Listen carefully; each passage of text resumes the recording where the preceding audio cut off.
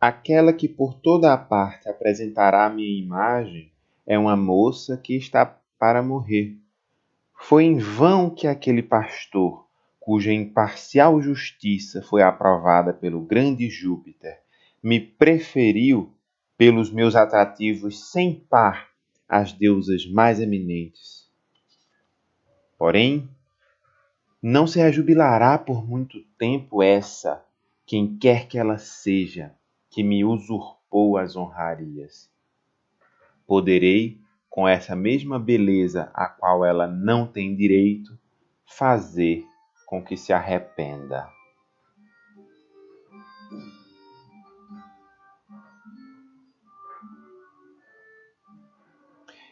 Imediatamente chamou o filho, o menino alado, esse perverso velhaco que, agravando com sua má conduta a moral pública, armado de tochas e de flechas, corre daqui e dali durante a noite, pela casa dos outros, incendeia todos os lares, comete impunemente os piores escândalos, nunca faz coisa boa. Se bem que ele já fosse impudente por natural velhacaria, ela o excitou ainda mais com seus discursos, conduziu-o à cidade de que falamos e mostrou-lhe Psique.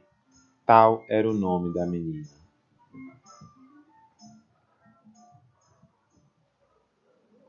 Havia, em certa cidade, um rei e uma rainha. Tinham eles 3 filhas de conspícua beleza. No entanto, as mais velhas, por mais agradáveis que fossem à vista, não tinham, ao que parecia, nada que o humano louvor não pudesse condignamente celebrar. A mais moça, ao contrário, de beleza tão rara, tão brilhante, tinha tal perfeição que, para celebrá-la com um elogio conveniente, era pobre demais a língua humana. Gente do país e do estrangeiro, todos aqueles que a fama de espetáculo tão único congregava em multidão, imóveis e curiosos, permaneciam atônitos de admiração por essa beleza sem igual e, levando a mão direita aos lábios, pousavam o índice sobre o polegar erguido. Devotavam-lhe a mesma adoração que a própria deusa Vênus. Já nas cidades vizinhas e nos campos circundantes, espalhara-se o rumor de que a deusa nascida do seio azulado dos mares e formada do orvalho da vaga espumejante, dignara-se tornar acessível seu poderio e misturar-se às sociedades dos homens. A menos que as gatinhas celestes tivessem feito germinar uma nova Vênus, enfeitada com a flor da virgindade, não das ondas, mas da terra. Foi assim que a crença ganhou terreno, dia a dia. De uma ilha a outra, depois no continente, e de província em província, a fama se estendeu e propagou. Numerosos foram os mortais que, empreendendo grandes viagens e longínquas travessias, afluíram para ver a gloriosa maravilha do século. Em Pafo, em Cnido e na própria Citera, nenhum navegador aportava mais para contemplar a deusa Vênus. Seus sacrifícios foram relaxados, os templos estavam se derruindo, enxovalhavam-se os nichos, ficavam as imagens sem coroas e as cinzas frias maculavam os desolados altares. Era a moça que dirigiam as preces. Era sob os traços de um ser humano que imploravam mercês da augusta divindade. Quando, pela manhã, aparecia a Virgem, era de Vênus ausente que se invocava o nome propício, oferecendo-lhe vítimas e festins. E quando ela atravessava as praças, o povo se apressava a adorá-la com coroas e flores. Esta extravagante transferência do culto celeste para a Virgem mortal incendiou de veemente cólera o ânimo da verdadeira Vênus. Ela não pôde conter a indignação. Sacudiu a cabeça, fremente, e falou: Então, a mim, antiga mãe da natureza, origem primeira dos elementos, nutriz do universo, Vênus, reduziram-me a esta condição de partilhar com uma mortal as honras devidas à minha majestade. E meu nome é consagrado no céu, é profanado pelo contato com as impurezas terrestres. Será preciso, aparentemente, na comunhão equívoca das homenagens prestadas ao meu nome, ver a adoração me confundir com uma substituta? Fez-lhe também o completo relato dessa rivalidade em beleza. Por fim, gemendo, trêmula de indignação, disse: Eu te conjuro pelos laços do amor materno, pelas doces feridas de tuas flechas, pelas deliciosas queimaduras da tocha que carregas, vinga aquela que te deu a luz, mas vinga completamente e castiga sem piedade essa bela rebelde. Consente apenas, e isto somente me satisfará, em fazer de maneira que essa virgem seja possuída de ardente amor pelo derradeiro dos homens, um homem que a fortuna tenha amaldiçoado em sua classe, seu patrimônio, sua própria pessoa. Tão abjeto, em uma palavra, que no mundo inteiro não se encontre miséria que à sua se compare. Ela o disse. Com os lábios entreabertos, beijou o filho longamente, avidamente. Depois, ganhando o lugar mais próximo da praia, onde a onda morre, calcou com os pés de rosa a crista de espuma das vagas cintilantes, e ei-la bem depressa, levada sobre a clara superfície do mar profundo.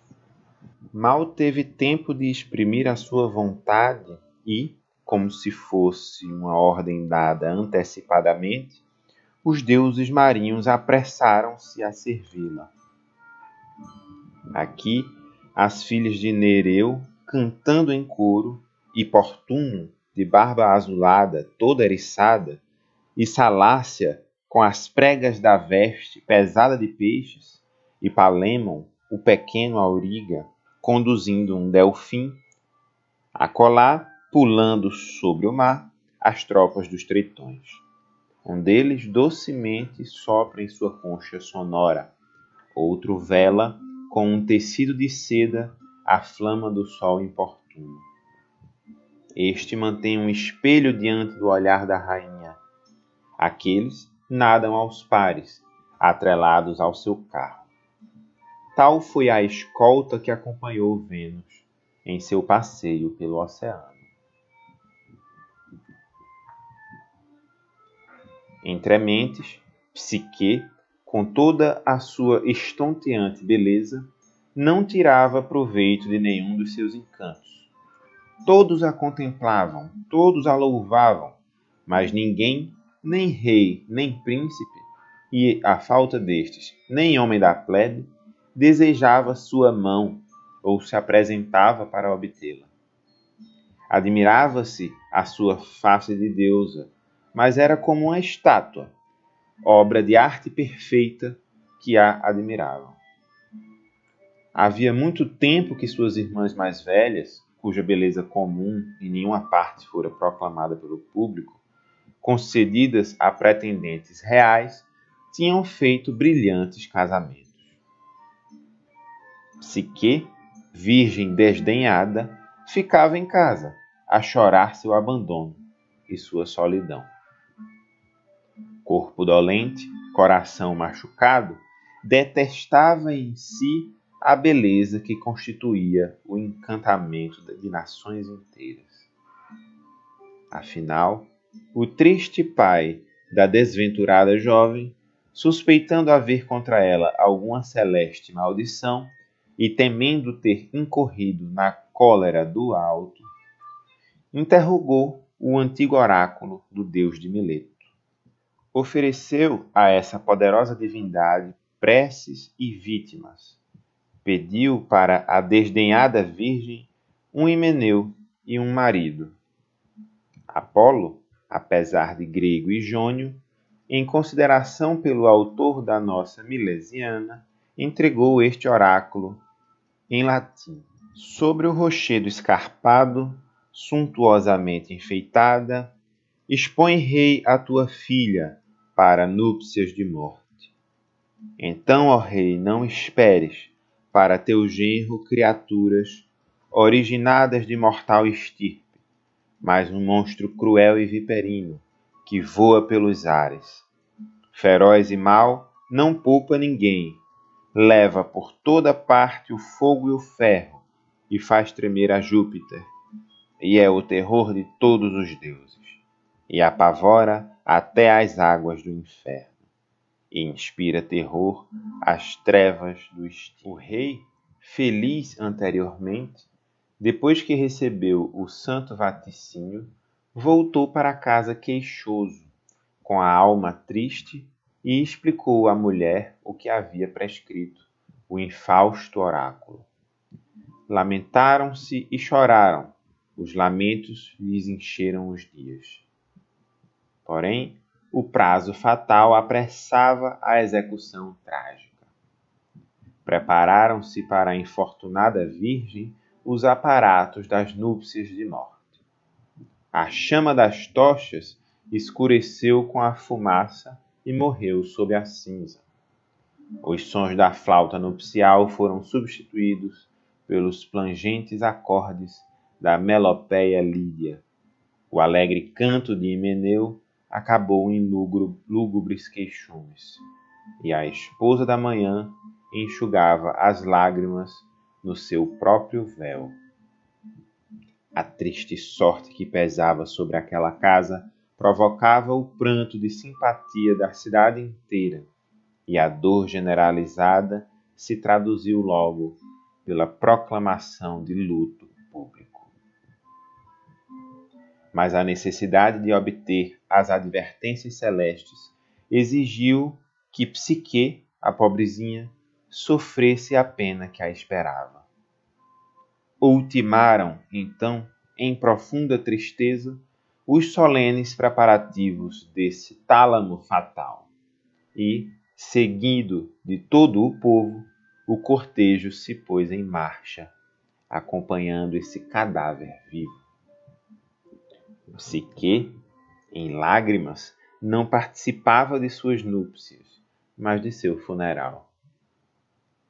Entre mentes, os pais, acabrunhados e cheios de mágoa com a desgraça, não se resolviam consumar o nefasto crime.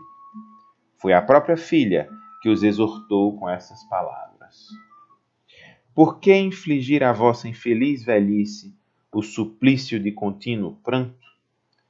Por que esse alento que, mais que vosso, é meu, atormentar sem tréguas com clamores? Por que manchar com lágrimas inúteis um rosto para mim venerável? Por que, em vossos olhos devastados, obscurecer a claridade dos meus? Por que arrancar vossos cabelos brancos? Por que bater no peito, nos seios santos para mim? Aí está para vós o prêmio glorioso de minha egrégia formosura.